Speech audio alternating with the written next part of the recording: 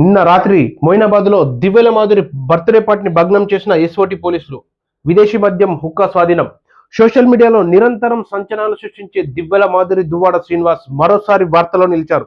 ఇరువురు ప్రజానాయకులనే హుందాతనాన్ని వదిలి 5-10 వయసులో యువతి యువకుల్లా సెలబ్రిటీల్లా మద్యంతో మునిగి తేలుతున్నారు.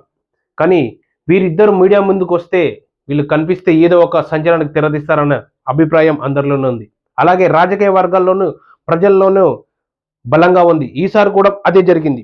గురువారం అర్ధరాత్రి హైదరాబాద్ శివారులో మొయినాబాద్ మండలం చిలుకూరు రెవెన్యూలో ఒక ఫామ్ హౌస్ లో నిర్వహించిన దివ్యల మాధురి జన్మదిన వేడుకల్లో హఠాత్తుగా పోలీసులు ఎంట్రీ ఇచ్చారు.